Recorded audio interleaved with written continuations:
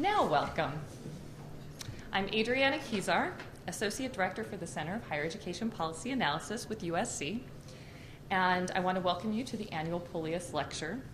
I'm excited about our speaker today, who I've heard speak several times and who always delivers, so I'm excited to hear her today.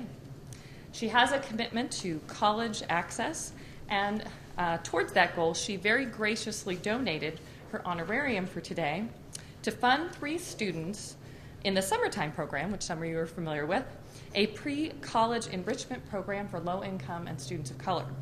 So we really appreciate that.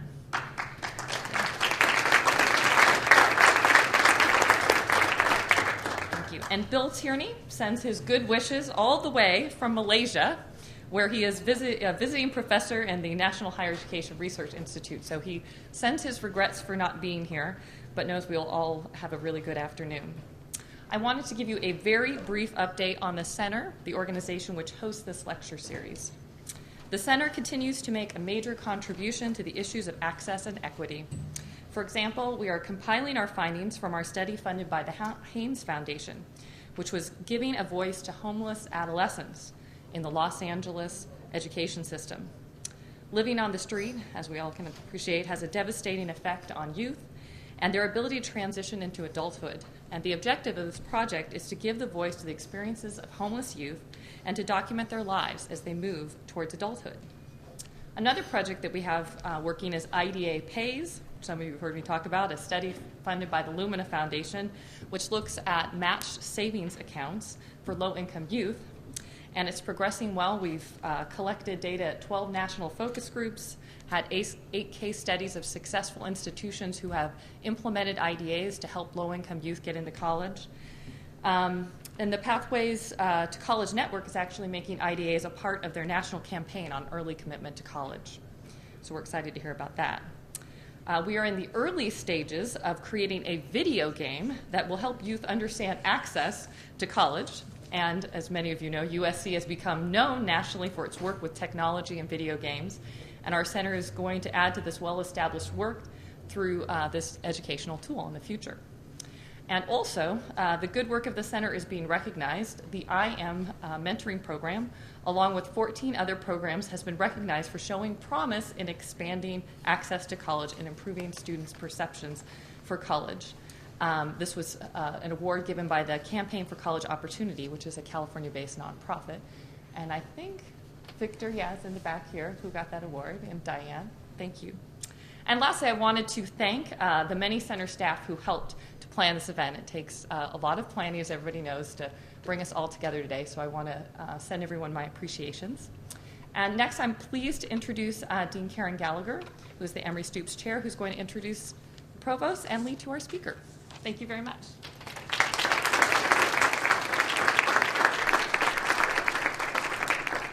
Thank you, Adriana. And I, too, want to welcome you all to the 30th Distinguished Pullias Lecture. Before introducing our provost, I want to recognize some of the members of my Board of Counselors who are attending this lecture today, because we spent most of the day talking about and planning for good things in the School of Education. So if I could ask, when I announce your name, if you would stand, and then we'll collectively clap for them at the end. Joa Garibari, Verna Dautrieve, Carol Fox, Tom Halverson, Neil Matsumori, and Elsina Rice. Let's give them a round of applause.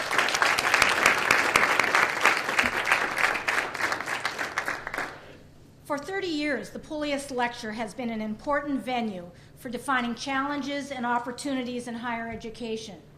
Such luminaries as Ernie Boyer from the Carnegie Foundation, David P. Gardner, president of the University of California, and our own president, Stephen B. Sample, have added to the ongoing academic dialogue about significant issues in post-secondary education. This year's lecture, President Amy Gutmann, will continue the tradition of this series, founded by Professor Earl V. Pullias in 1979. Dr. Pullias is but one example of the quality of the past and current faculty in our higher education program. His dedication to teaching and to scholarship serves as a model for our higher ed faculty, students, and programs. Our nationally ranked program offers 3 graduate degrees: a PhD to prepare the future professoriate to be educational researchers, an EDD that prepares experienced professionals to be educational leaders to improve practice, and a master's degree in post-secondary administration and student affairs. Now, to welcome Dr. Gutmann, I'd like to introduce Dr. Max Nikias, the University of Southern California's Provost and Senior Vice President for Academic Affairs. Most of you know Dr. Nikias very well, but his curriculum vitae is worth all of you hearing about. Dr. Nikias became the Provost at USC in 2005. He is USC's Chief Academic Officer and the second ranking officer under the President. Before being promoted to the Provost, Dr. Nikias served as the Dean of the Viterbi School of Engineering. It was through Max's leadership that Andrew Viterbi endowed the school and put his name on it. As a scholar, Max is internationally recognized for his research on integrated media systems, digital communications and signal processing, and biomedicine. He is the author of many peer-reviewed journals and 3 textbooks. Dr. Nikias has received numerous awards and honors for his research, in his teaching, and his academic leadership. He is a fellow in the Institute of Electrical and Electronics Engineer and a fellow of the California Council on Science and Technology. It is indeed my great honor to introduce and present to you our distinguished Provost, Max Nikias.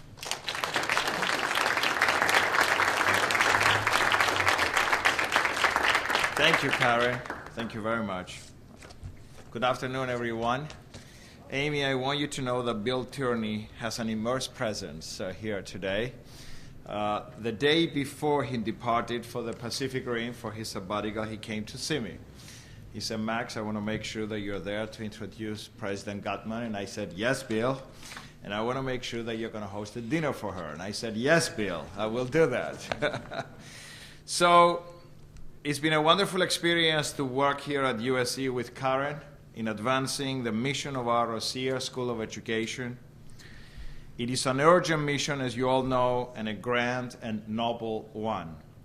The greatness of the endeavor is captured by the title of tonight's lecture, Great Expectations for Higher Education. This lecture by Dr. Amy Gutmann is a fitting and timely entry in a long line of distinguished Pullias Lectures. As president of the University of Pennsylvania and as the previous provost of Princeton University, Dr. Gutmann offers perspective gained from leadership at 2 of the world's premier institutions for research and education. She took office as Penn's 8th president in July of 2004. From the very beginning of her tenure, she has articulated a vision for how a research university can attain its fullest potential and how it can advance society in the process. In her inaugural address, Dr. Gutmann announced the Penn Compact, a strategy for advancing Penn as a global leader in teaching, research, and professional practice, and also to make Penn a dynamic agent of social, economic, and civic progress. This has propelled Penn forward in increasing access to the most talented students from every background, and in recruiting and retaining eminent faculty who work across multiple disciplines, and in making Penn a powerful, transformational force in its community and its world.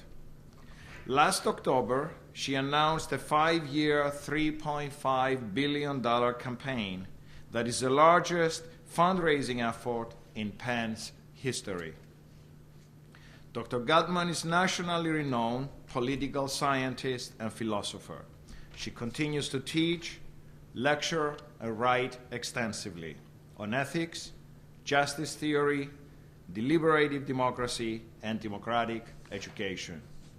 Dr. Gutmann has authored and edited 15 books and has published more than 100 articles, essays, and book chapters. Her essays and reviews have appeared in numerous national and international publications, including the New York Times, the New Republic, and the Washington Post. Dr. Gutmann has served as president of the American Society for Political and Legal Philosophy and is a founding member of the executive committee of the Association of Practical and Professional Ethics. Prior to her appointment as Penn's president, Amy served as provost at Princeton University, where she was also the Rockefeller University Professor of Politics. She was the founding director of the University's Center for Human Values, a multidisciplinary center that sponsors teaching, scholarship, and public discussion of ethics and human values. She graduated magna cum laude from Harvard-Radcliffe College, earned her master's degree in political science from the London School of Economics, and her doctorate in political science from Harvard University. In 2003, Gutmann was awarded the Centennial Medal by Harvard University. And so, we are privileged to learn today from a leader of unsurpassed vision and energy, and a true champion of higher education. Please welcome our 30th annual Pullias Lecture, President Amy Gutmann.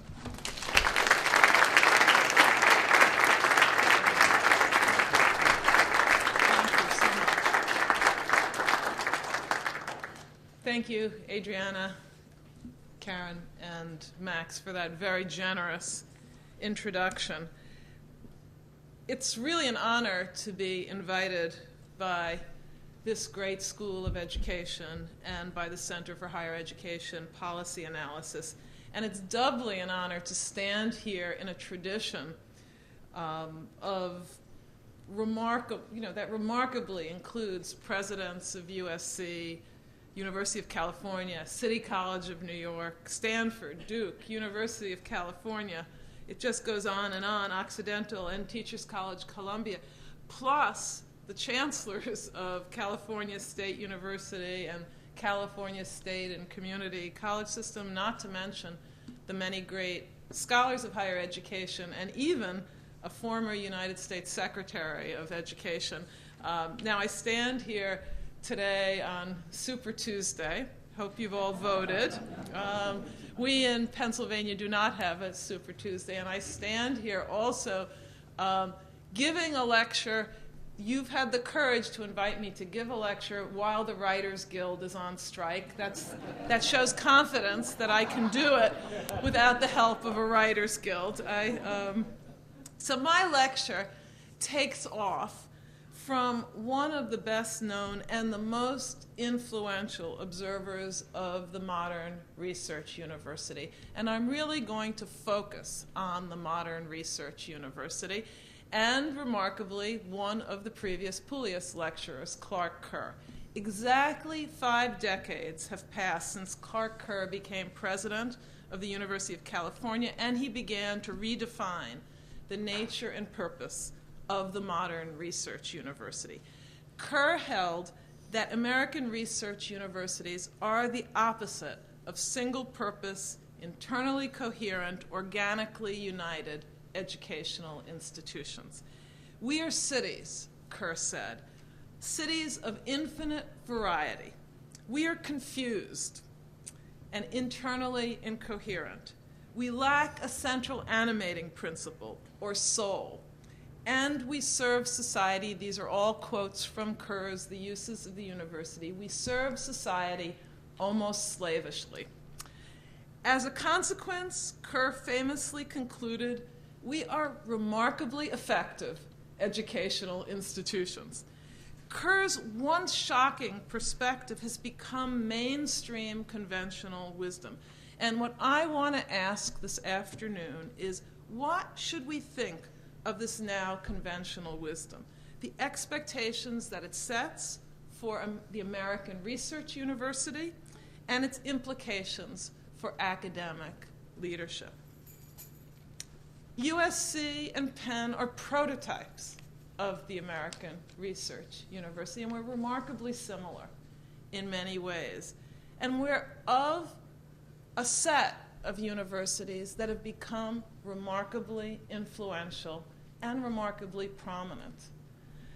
Certainly, American research universities today are still composed of very diverse institutional elements, including intensely pragmatic professional schools and applied science departments, intensely theoretical basic science departments, big and bottom-line driven schools of medicine and healthcare systems, avidly impractical humanities departments, and social scientists of all stripes. Not to mention administrators, alumni, concerned community members, and legislators, grateful patients, farmers, Penn has a vet school, and business people, and our core constituency that is neglected only at our greatest peril, our students. A city of infinite variety, the Multiversity Kerr wrote, is an inconsistent institution. It serves society almost slavishly, a society it also criticizes, sometimes unmercifully. A community should have common interests. In the multiversity, they are quite varied, even conflicting. The university is so many things to so many different people, he wrote, that it must of necessity be partially at war with itself.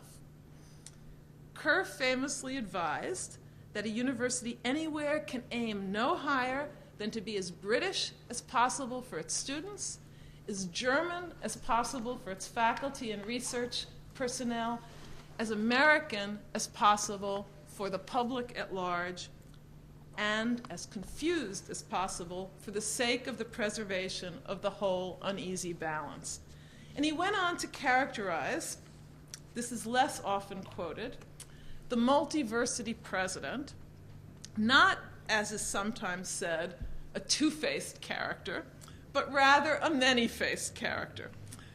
And let me quote, "The university president in the United States is expected to be a friend of the students, a colleague of the faculty, a good fellow with the alumni, a sound administrator with the trustees, a good speaker with the public, an astute bargainer with the foundations and the federal agencies, a politician with the state legislature, a friend of industry, labor, and agriculture, a persuasive diplomat with donors, a champion of education generally, a supporter of the professions, particularly law and medicine, a spokesman to the press, a scholar in his own right, a public servant at state and national levels, a devotee of opera and football equally, a decent human being, and here comes my favorite observation, a good husband and father, an active member of a church. Above all, he must enjoy traveling in airplanes, eating his meals in public, and attending public ceremonies. No one can be all of these things.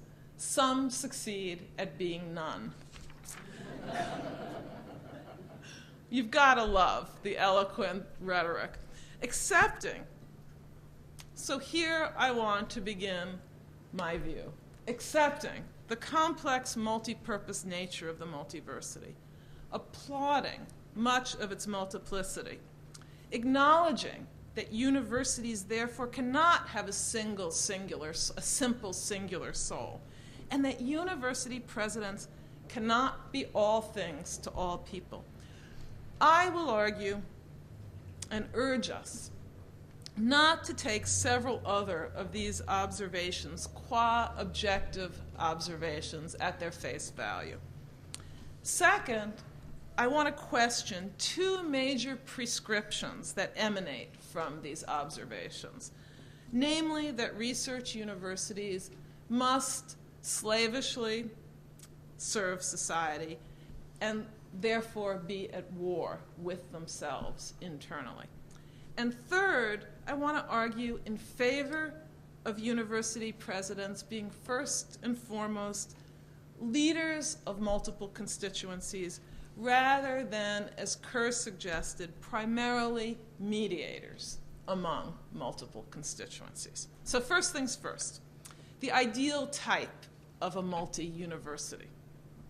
Can a university do no better than to be as British as possible for undergraduates, as German as possible for faculty, and as American as possible for the general public, and as confused as possible for the sake of the whole, maintaining the whole uneasy balance? Now, this observation is rhetorically brilliant, and it's rhetorically brilliant precisely because it cleverly diverts us from recognizing that to establish a balance, even an uneasy balance, university leaders need to say what their universities are willing and therefore also unwilling to do for various constituencies and why. We cannot possibly maximize all three of these variables, as appealing as it seems, each of which is a very resource-intensive, internally various factor, and we can't even effectively pursue, let alone maximize, one of these factors without trade-offs. For example, how much are we going to raise tuition for undergraduates whose families can afford to pay the tuition? How much will we raise for financial aid for those students from families with financial need? Do we improve financial need solely on the financial aid solely on the basis of need? Or do we also increase merit-based financial aid and athletic scholarships as well? Will faculty salaries go up as much, more, or less than staff salaries? And how will these increases compare with the increases to graduate student and postdoctoral stipends? How do we balance these human resource priorities against those of maintaining and improving our physical plants? This question by itself covers another huge set of internally competing and diverse priorities. What will we spend on research and teaching buildings? What will we spend on athletic facilities? What about undergraduate and graduate student housing? What about recreational and green space? Space for future expansion versus present expansion. What proportion of the present income on our endowment do we spend now? And what proportion do we reinvest to ensure the university's future well-being? And what about our investment in community economic development, in alumni relations? And we have not even gotten to curricular development, new and improved academic programs and institutes, not to mention expanding our global collaborations. So, be as British, German, and American as possible for each major constituency points in precisely the opposite direction of the idea of maintaining an uneasy balance. And both principles, be as British, American, and German as possible in maintaining an uneasy balance, both of these principles, as on careful consideration, evade the issue of how we can best assess a multiversity's competing priorities. So, another possible principle, which Kerr also suggested, is preservation. Survival comes first before all these other great goals. And the mantra of maintenance rests quite comfortably with how conservative and slow to change universities are said to be as institutions. Former Duke President Nan Cohen tells of a trustee who said to her, I love this, he said to her that the moment he hears that the world is coming to an end, he will take up residence at Duke, because everything there takes a year longer to happen. So maintaining the status quo fits with the slowness to change of universities, but it doesn't fit well enough to make it a viable principle. It has two problems, this maintenance of the status quo. One, it's not possible, and the second, if it were possible, it wouldn't be desirable because the external environment changes so fast that any university that aims at maintaining the status quo is going to become inferior over time to the point of risking extinction. But let's just talk about how impossible, even though universities are slow to change, how impossible it is not to change. The external environment of American higher education has been steadily changing. And there is a way in which the slowness to change has allowed us to change steadily, so the increments each year add up to very, very significant changes. Consider just a few of the sea changes that have occurred over the past 40 years in American higher education. And since I'm going to give you some numbers, I'm also going to project them so they're easier to follow. So first, this is actually second slide there. Enrollment in American higher education has more than doubled from 7.5 million in 1968 to 17.5 million in 2005. I've tried to use the time period as close as I could get the numbers when Kerr wrote to the present. Next slide. Over the past 40 years, between 1976 and 2005, that's actually 30 years. Is it 2000? Yeah, 30 years. Over the past 30 years, female enrollment in first professional programs increased 207%, while male enrollment decreased by 11%. I actually can't see. Is this? Yes, we have it. Okay. Men outnumbered women in first professional programs by 350% in 1976. Enrollment by gender is basically equal today. That's a sea change. But next slide now.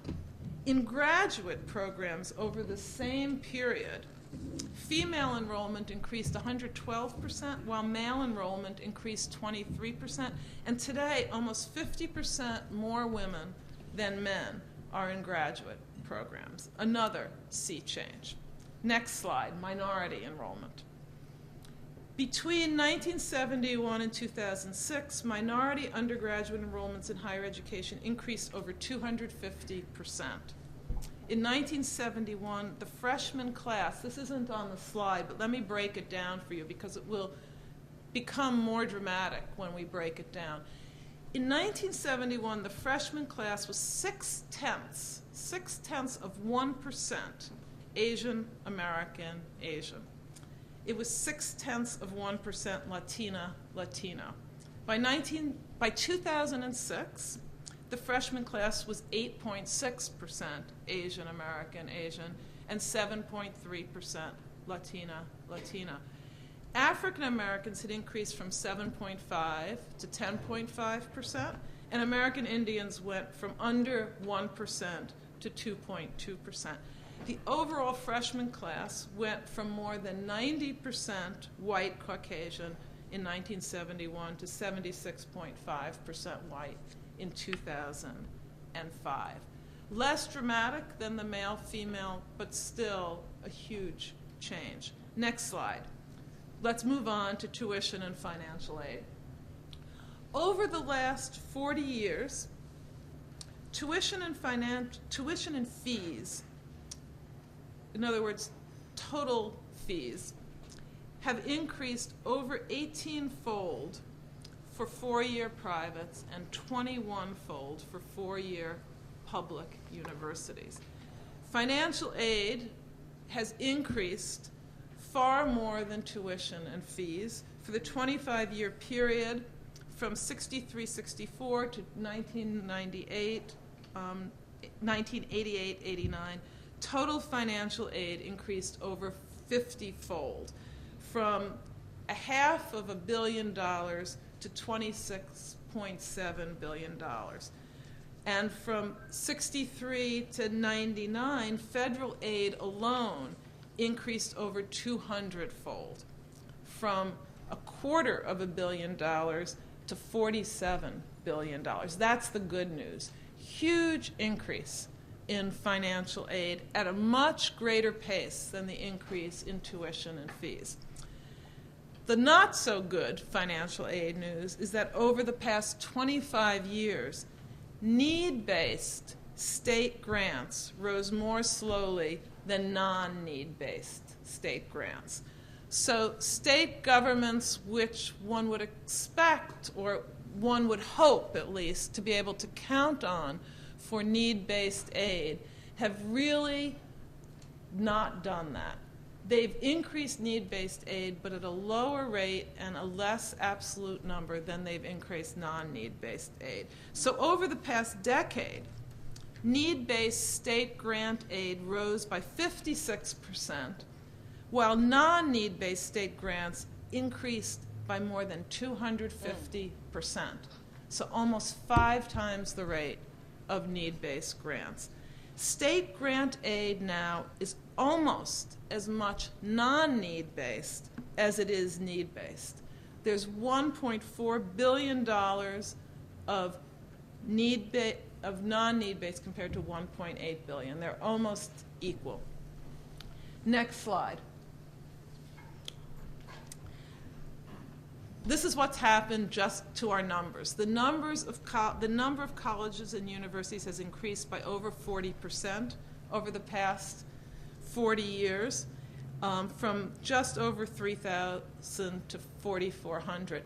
And I actually didn't realize how much of an increase it is, because for all of the news about the financial problems of colleges and universities, it's striking how many more there are today than there were when Kerr wrote. So, and that is a reflection also of the continuing increasing diversity of higher education. I'm focusing on the large research university, but we are a minority of colleges and universities, and the larger system of American higher education continues to be very large and very diverse, and larger and more diverse by the decade. What about our physical space? Next slide. So our physical space has expanded by over 500%.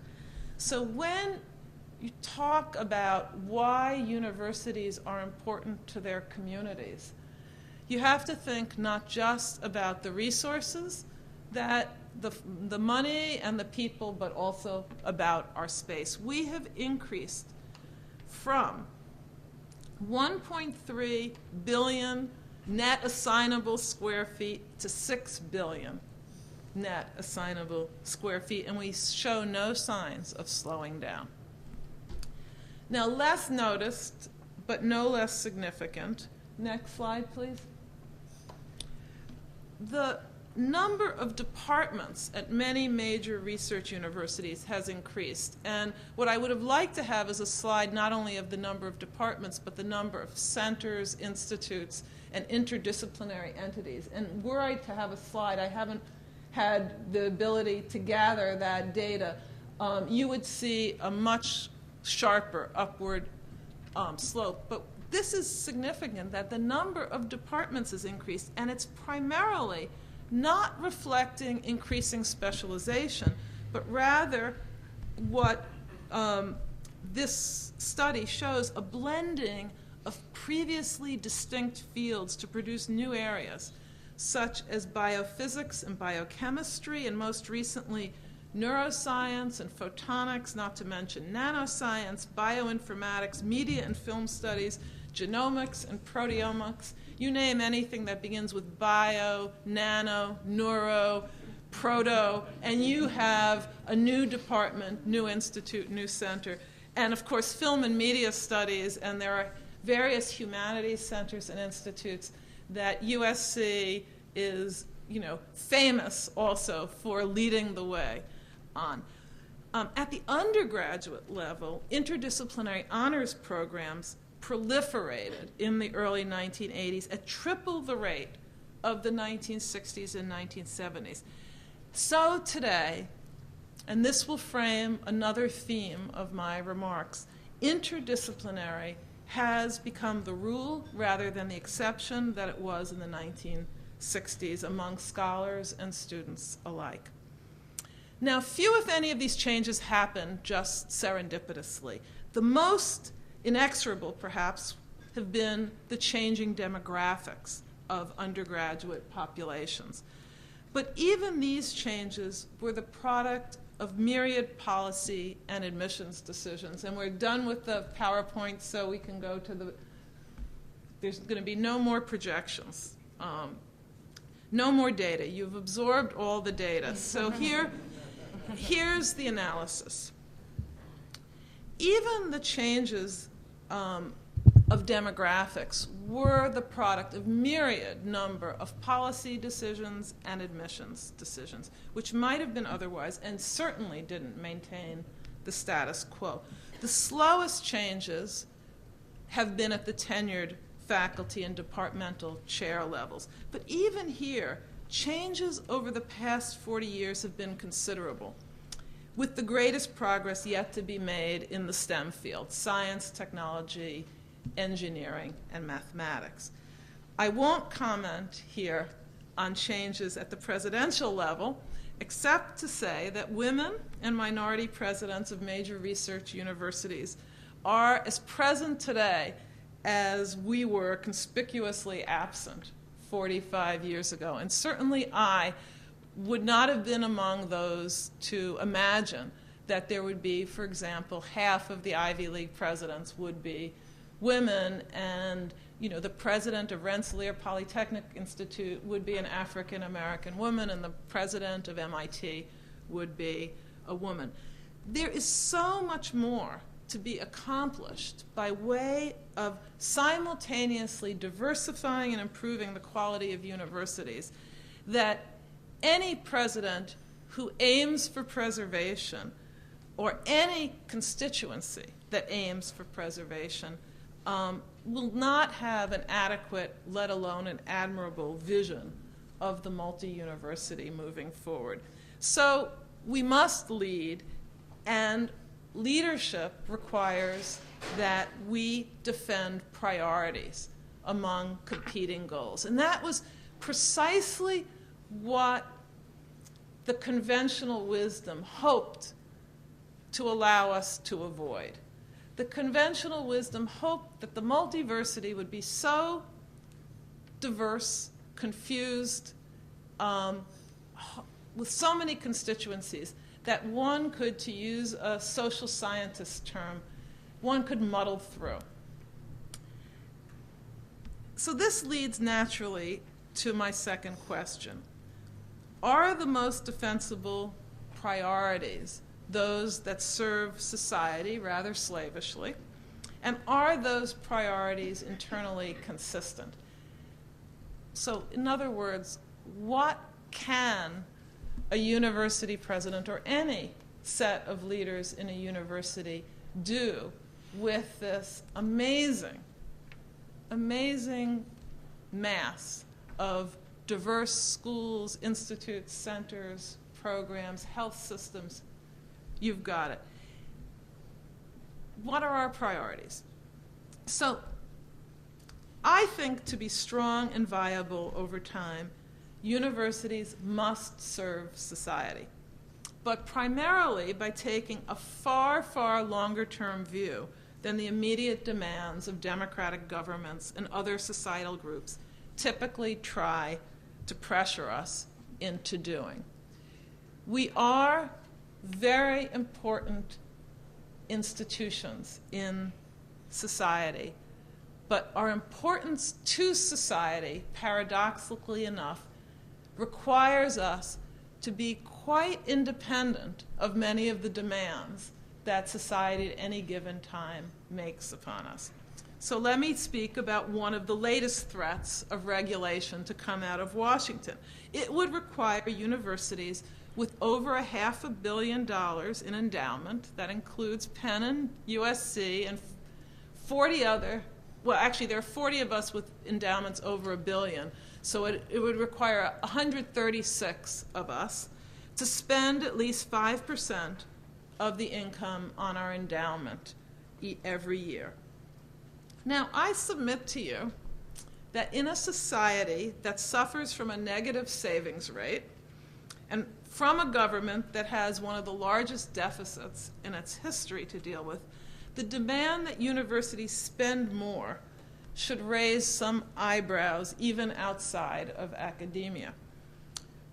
This demand is short-sighted, but I think it stems from a reasonable idea and a reasonable desire that a university education should be made affordable to all qualified students, and therefore that universities should spend more of their endowment income to make education affordable to all. And it's an excellent example of how our serving society requires us not to give in to demands that would weaken our capacity to pursue our primary social purposes over time, but it's also an example of how the long-term health of American higher education depends on our clearly communicating our purposes and how we're organized to pursue them. So this brings me to the fundamental question: what purposes can and should unite the modern, mature multiversity?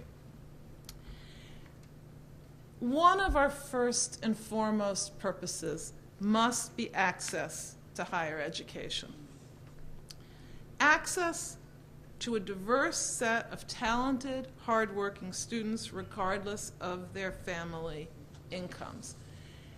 That, I believe, is what gives fuel to the fire of what's going on in Washington to require us to spend more.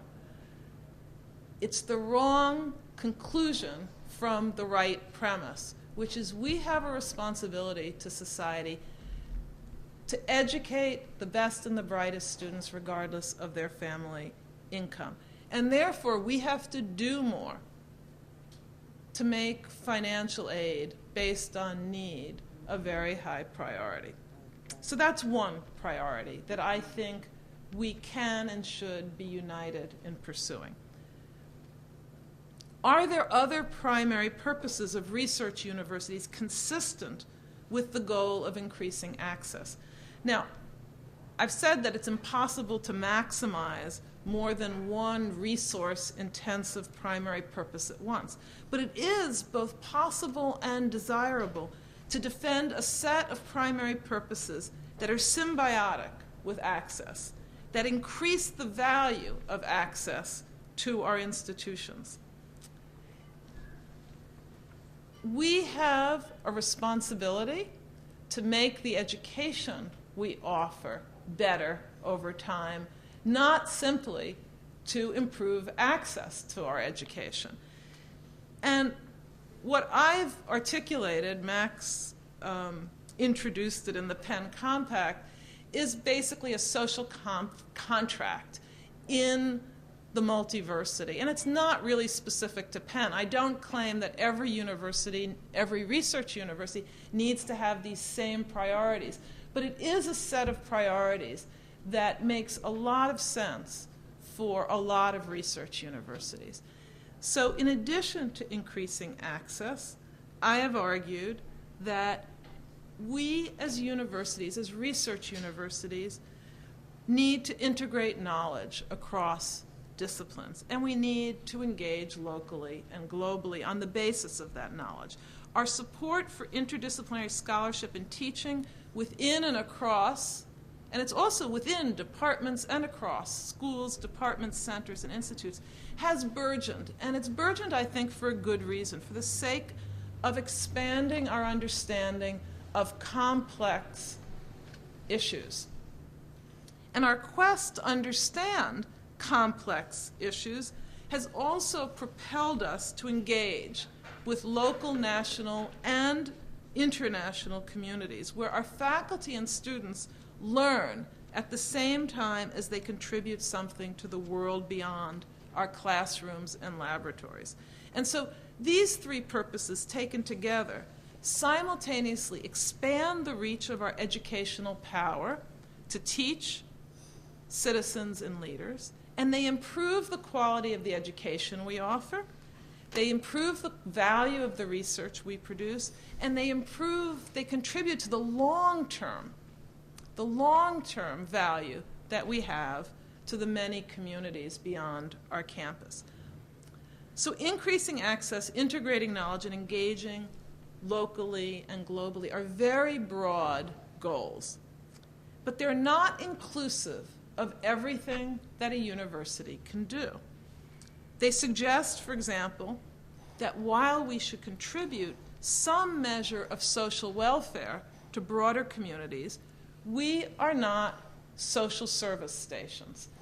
We are no substitute for government and non-governmental entities whose primary purpose is, for example, to contribute high-quality elementary and secondary schooling, to contribute health and human services, and/or economic development. The more universities become short-term service stations to society, the harder it will be for us to pursue an internally consistent vision that maximizes what we are best suited to deliver to society. Access in and to the highest levels of multidisciplinary knowledge and understanding that have the greatest long-term potential for informing and improving societies and our world. So it's our ability to resist the immediate demands of democratic governments,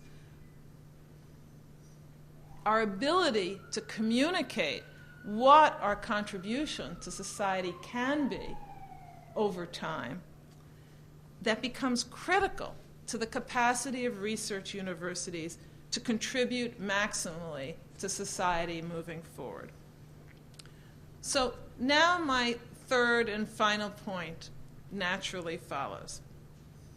University presidents must primarily be priority setters. That is, leaders, not mainly mediators. Yes, we must be able, indeed eager, to interpret the needs and desires of multiple constituencies to one another. Those needs and desires are probably too often expressed as demands, and we need to interpret them. And yes, we must also be willing to compromise in order to make progress on our primary goals. But our first task is not, as Kerr argued, peace. It is intellectual progress. And our second task is not peace. It is leading the kinds of collaborations across boundaries that, as many studies now confirm, multiply not only individual but institutional creativity and innovation. Now, it's not because solitary scholarship isn't important and wonderful for research universities to support. It's because solitary scholarship will happen without our leadership. But collaborations across boundaries are resource intensive, and they don't happen naturally.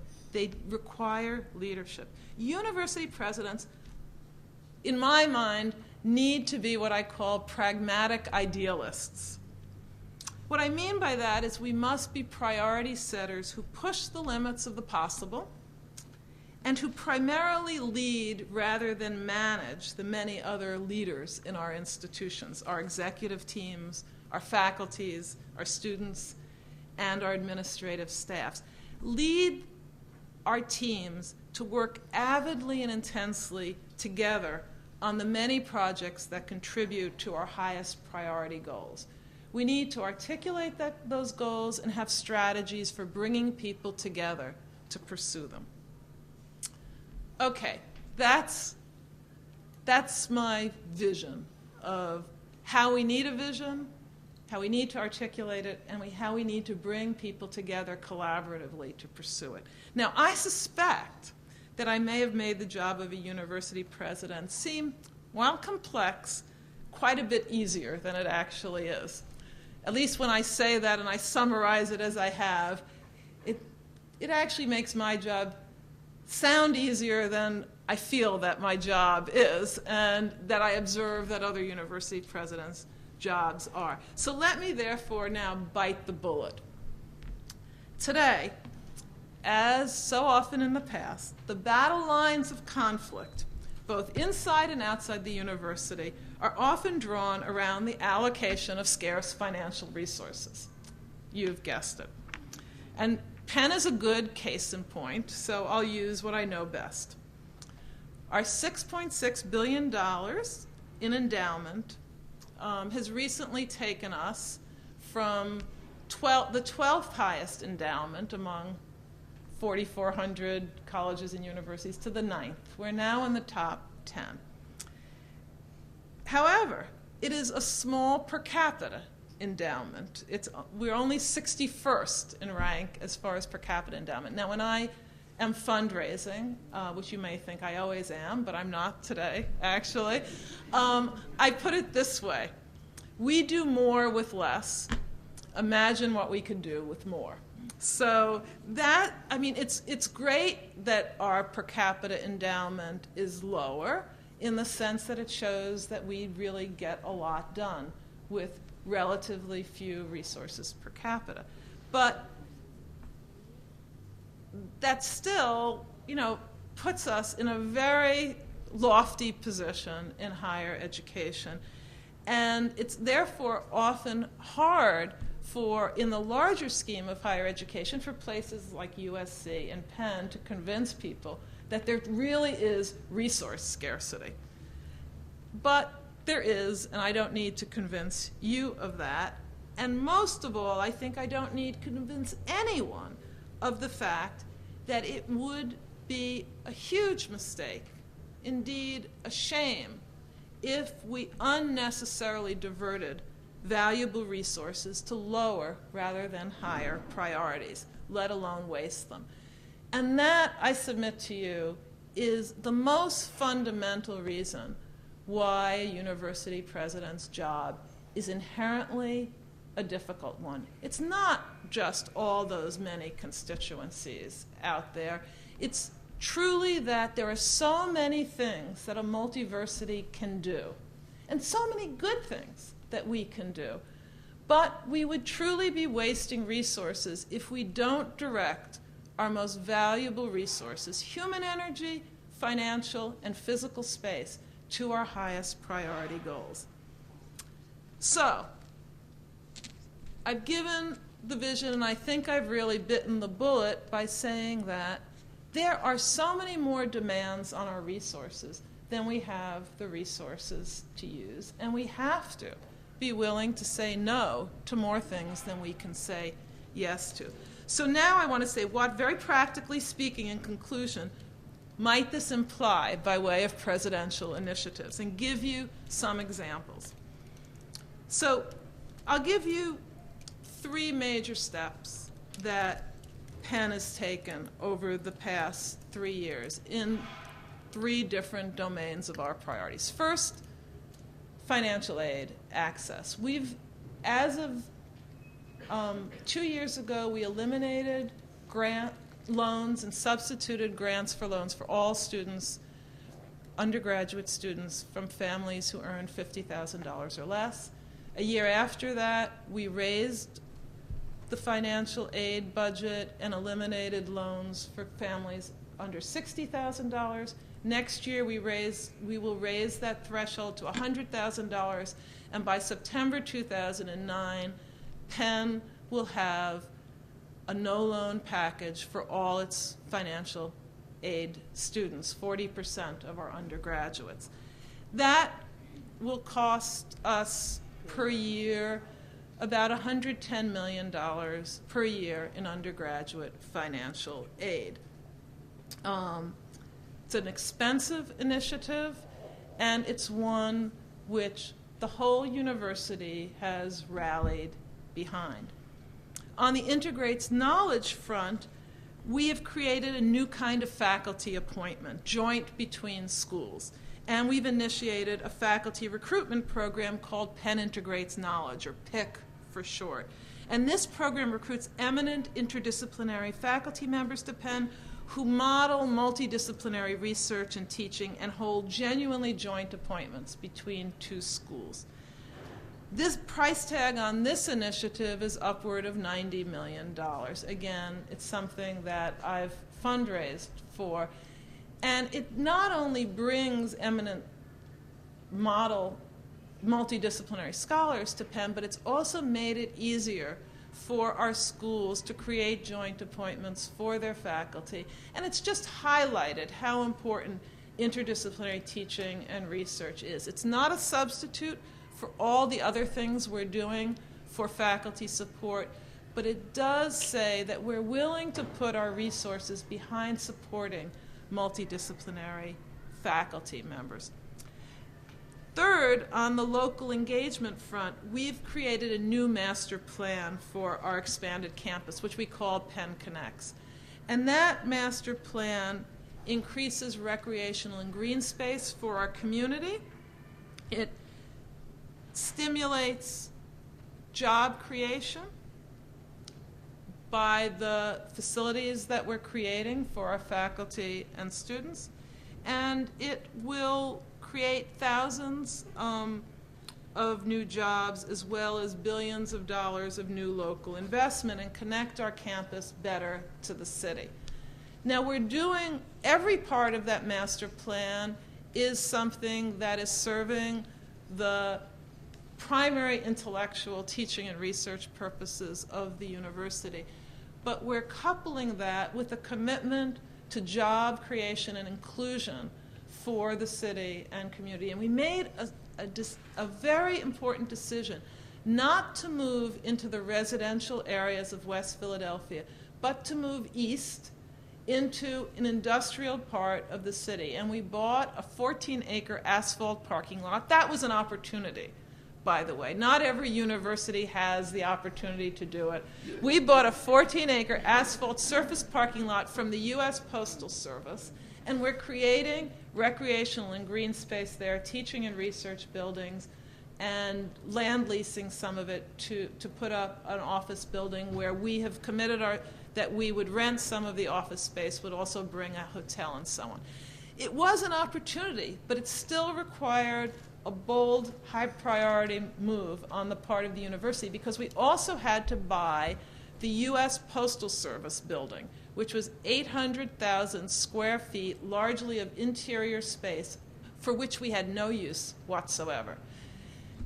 And we decided to buy it in order to get, we called that the box, in order to get the prize, which was the surface parking lot.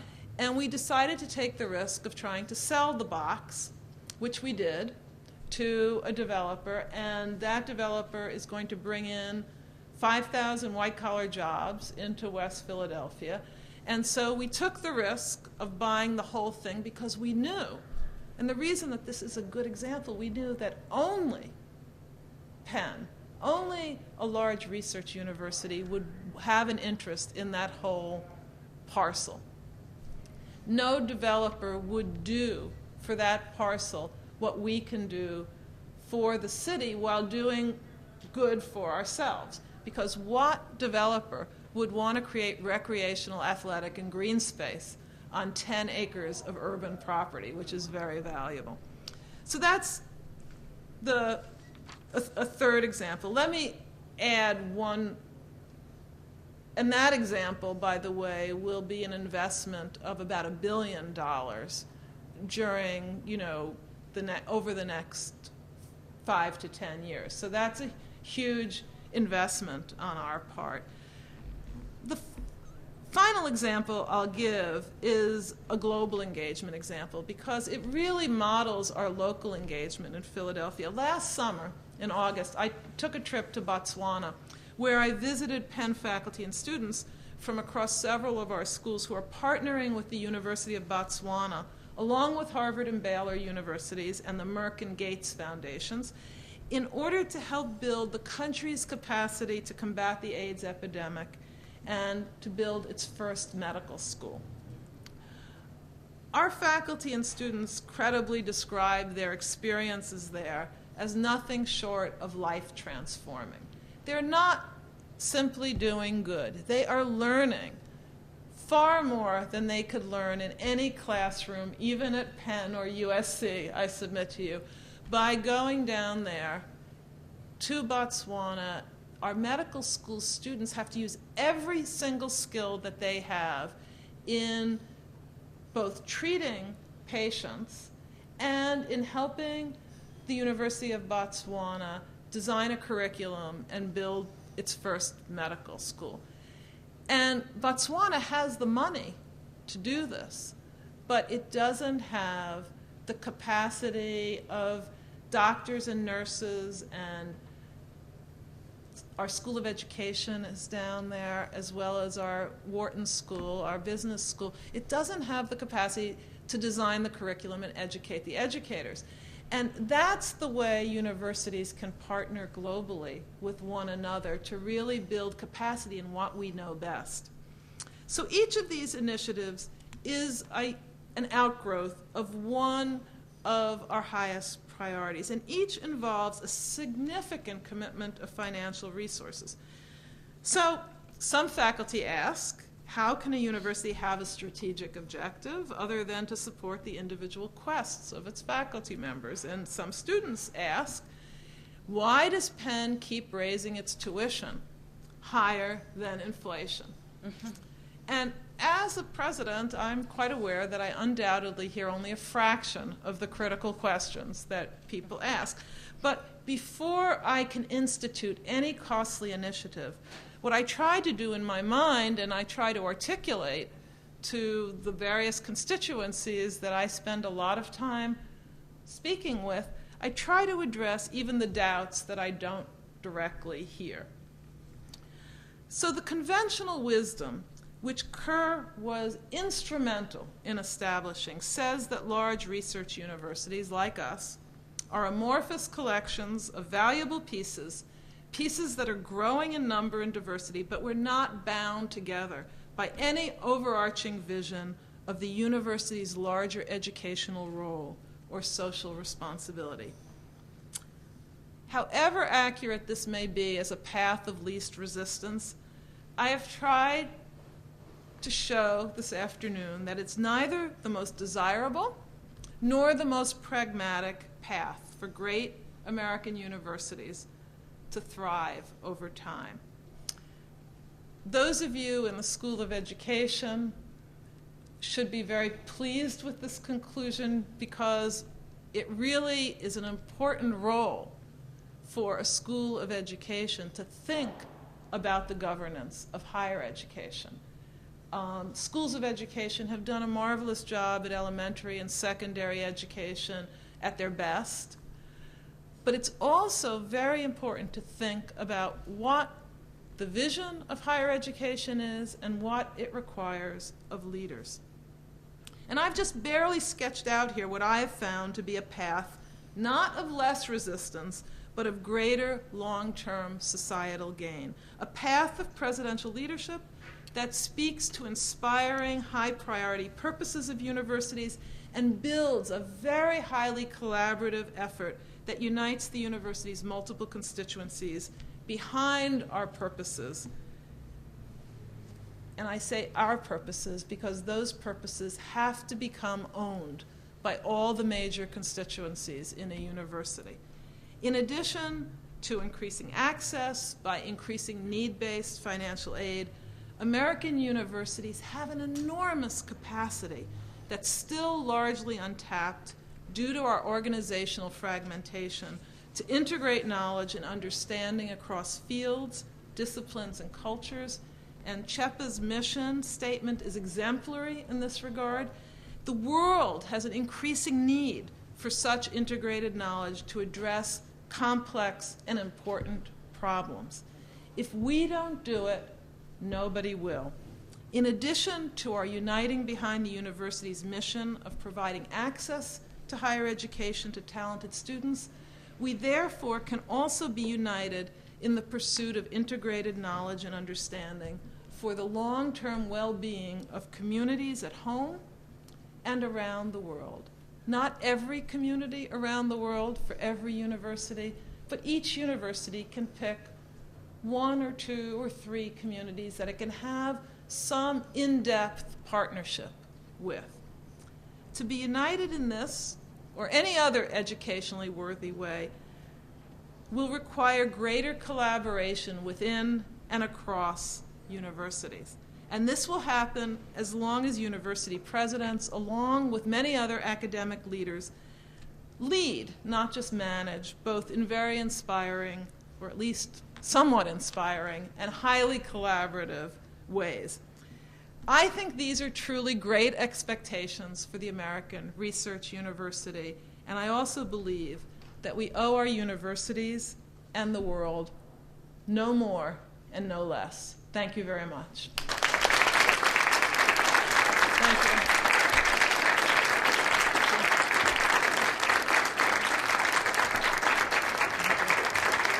you. Research. So I joined with, and I think all private university presidents would join together with public university presidents and faculties in speaking up at the state and federal level for the importance of the long-term health of this society and of knowledge moving forward, of having public investment in STEM fields. And public universities are, if anything, more important than private universities in this regard. As important as we are, and I'm not in any way demoting our importance, because the glory of the American higher education system, and this is a larger point that flows, is that we have a mixed private-public system. And so you can see when the publics get harmed, you can see the harm not only in your mind, you can not only have to imagine it in your mind, but you can see it by looking at the widening gap between what the privates can do and what the publics can do. But to just focus on the gap and not focus on what we're together contributing to knowledge and understanding and societal well-being over time would be a big mistake. I'm Mike Seelig. I'm an EDD applicant to the Pullias School. I'm an English teacher in Pomona. Thank you. I'm an English teacher in Pomona, California. I'm curious to know, insofar as liberal arts colleges don't focus very much on research, do you think they offer as much to students, faculty, and community as the research university? And what do you think their role is going to be in the 21st century, where so much learning is becoming so specialized? So I focused this lecture on American research universities because I think there's a conventional wisdom out there about our lack of integrity, of internal consistency, and our lack of clear mission that is a combination of mistaken descriptively, but even more important, prescriptively, very mistaken. Liberal arts colleges in this country are much more unified in their mission of putting education, front and center. At the same time, they've been under huge pressure to up the requirements of research on their faculty. So they compete for faculty on the basis of research as well as teaching. Their mission is every bit as important today as it was 50 years ago. And I don't see the American higher education universe thriving moving forward without a central role for small liberal arts colleges.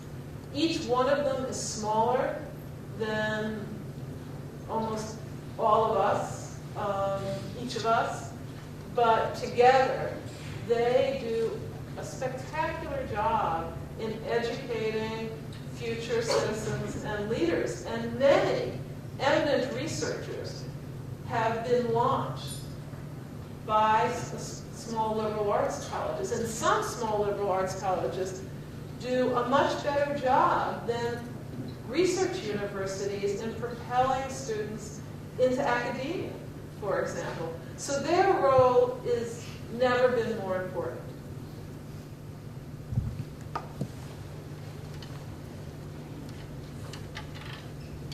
My name is Trina Sanchez. I'm a high school teacher for LA Unified School District. I'm also an applicant for the University of Southern California in the education department. And there's three things that you said today that just kind of stick to me right now. You said access, diversity, and integrated academics. Now, working in the inner city, I can tell you that all three of those things have great significance to my students. Access. How in the world can my students feel that they have access to universities such as USC or UCLA or whatever, if they don't believe that they are a part of it, they can be a part of it? You were saying that diversity is one of the problems that we're having in these major universities, trying to increase the gaps. Looking at the data that you have, Caucasians versus, 1964 versus now. What's going on right now? What's happening right now? Even though there was an increase, it was a very small increase. So, what can universities do to start providing more access to my students? How can they believe that they can be a part of, this program? How can they be a part of universities, that they can be a part of it, they can take access to it? And one of the reasons why I think that they don't believe that they have access is because they're not getting an integrated education in the school. You're talking about it at the university level, it's also happening at the high school level as well. So without that integrated knowledge, knowing that much of their education is being delivered to them in isolation, how can they feel or believe? What can universities do to come in besides, college fairs and, little things like, flags across the classroom? That's not enough. My students need to believe that they can not only get into these universities, but also succeed in them. Right. Okay? There is not one thing, but many things that we can and must do. Now, one of the things we must do is make our education affordable to students from low incomes. Second thing we must do is make our campuses inviting to minority students, so they actually credibly believe that they fit in and will flourish. Third thing, and the best way of doing that, frankly, is to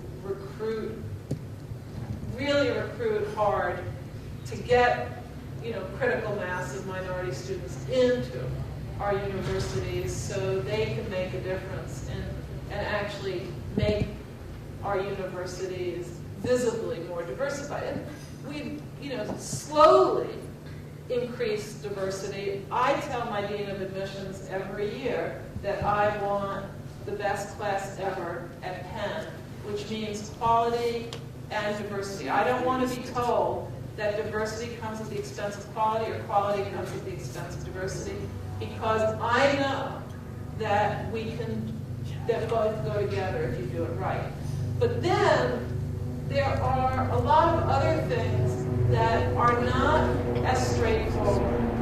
For example, we have programs, summer programs, that bring students to Penn while they're in high school and show them that they can succeed in the highest quality, most challenging programs. And we never do them all minority because we don't want these programs labeled as for only minority kids. So we want them to be very high expectation programs. So and we have given incentives to our schools to do this, and our schools love it. So many of our schools created these programs with our help.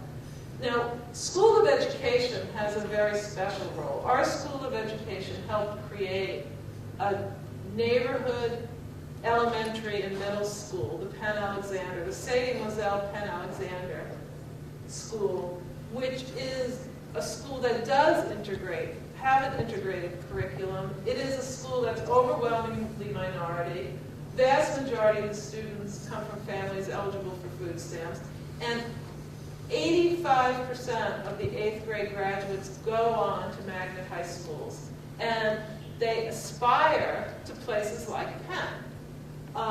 We have 4 or 5 other university-assisted schools. We have a Center for Community Partnerships that brings our undergraduates and faculty in service learning courses in the community, so they learn what the issues in the community are. So when they become leaders, they're going to not be oblivious, but actually be educated in the issues that plague, and I don't use that term lightly, plague elementary and secondary education in this country. Because the fact is that if each one of our colleges and universities does as much as we can do, we will make a difference, but we won't be able to make all the difference. So we really do depend upon the voices of our graduates, the political voices of our graduates at times like Super Tuesday, at times in between elections, for pushing these democratic governments in a progressive direction with regard to public education. And we have to show that we're committed enough that we're doing our part, because that makes us credible. But we also have to educate leaders who are going to go out there and do things like what you're doing, teaching in schools. I am delighted when last year our senior class president said what he's doing is he's going in to teach for America. Pierre Goodman comes from a middle-class African-American family, and before he's going to law school, he's going to teach for America. You know, that sends a huge message. There are lots of other things that have to be done. And I wish I had a magic bullet, but I don't. But I do know that it's part of our highest priority to make a difference. Integrated knowledge, again, we need curricula for elementary and secondary school that motivate students to learn.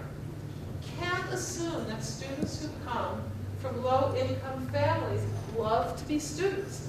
So I do believe in all of what I've read and observed in education, that problem-based learning is the best way of teaching kids who aren't, for whom it isn't obvious that succeeding in school is going to be a ticket for success in the future. I'm Estelle Ben-Simon, and I'm a professor in the Pullias School of Education. And I wanted to, first of all, acknowledge and congratulate you on the courageous move to eliminate loans for financial aid students. And as I heard you say that, I was wondering how many other AAU universities have taken that step, and to what extent do you think that your having done that will influence your colleagues to do the same? Because I think that goes to the heart of the question that came from our prospective student. Well, there are a few other institutions who have done the same, and I think, there's a hole there which I almost fell into. And some small liberal arts colleges have done it, and a few large universities.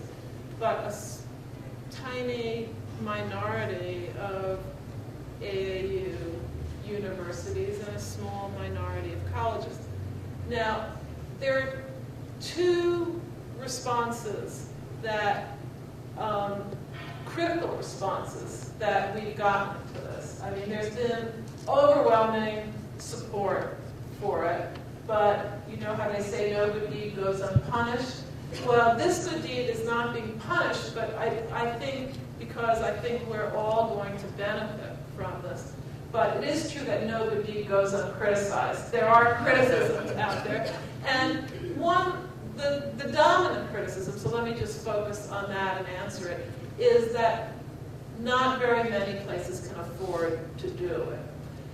Now, that's one reason why I think it's important that Penn is doing it, because we spend our financial aid budget, 85% of it comes out of our operating budget, not out of endowment. We have a very small endowment for financial aid. So it really is an expression of a high priority for us. And I submit that there are many other colleges and universities that could afford to do it if they made it one of their 3 highest priorities. Some couldn't. And we're not hurting them. There's no reason for us not to do it because everybody can't do it. But a lot more colleges and universities can do it, and I hope a lot more do it if they make it their highest priority. A lot of colleges and universities, like a lot of state governments, are spending money on so-called merit aid. And that's a race to the bottom. It doesn't help affordability of higher education. It just competes to get more students with the highest SAT scores. I have nothing against high SAT scores, but it's not the be-all and end-all. It does not correlate. SAT scores do not correlate with contribution to society or intellectual merit over time. So I hope more do it, and I will certainly use the bully pulpit to encourage more colleges and universities to join us. This is not a competition in the end. It really is a collaboration to show that American colleges and universities really care about educational opportunity. We can take one more question. We're getting close to reception time. Okay, let's take another question. We'll have one last question, and then I will invite you to stay for the wonderful reception that we'll be having afterwards. I'm Mark Robinson from the Rossier School. My question is about international competition. I'd say that almost anyone would agree that in the 20th century, American higher education in general and American research universities in particular were the world leaders in higher education. But there's a vastly increasing amount of international competition with more and more world-class research universities spread more and more around the world. And so I just wondered if you could sort of rate the prospects of continued American leadership in higher education in the 21st century. Great concluding question. So what are the prospects looking forward of leadership of American research universities? If we're complacent about remaining the best, we're not going to be the best in the next century. And when I say we're, I mean not just we as leaders of the universities, but we as a democratic society.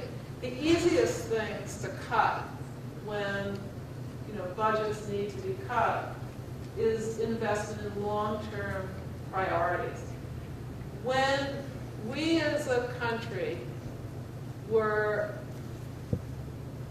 facing competition from the Russians in the so-called Sputnik era, and I'm a child of the Sputnik era, I went to a public high school that would never have been as good as it was were it not for the investment that government made in elementary and secondary education and in the great science spurt that we took in higher education in that era. When we wanted to compete with the Russians, we invested in education as a society, and we invested in the best and the brightest in the STEM fields, for example. As we look forward, if we as a country invest in education and in higher education, but not only in higher education, elementary and secondary education, we will continue to be the best.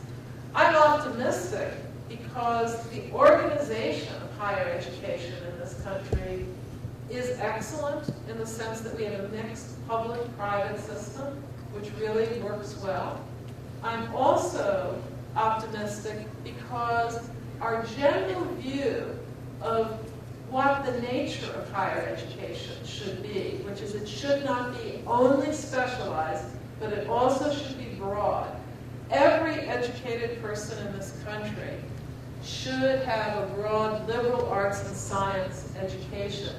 That is a formula that has worked, and it's more important for the next century than it was for the past century.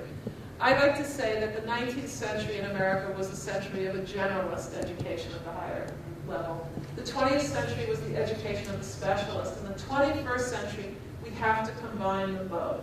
And I believe there's a consensus in this country about that. And if we drive that vision forward, and if we invest in our priorities, we will remain very strong.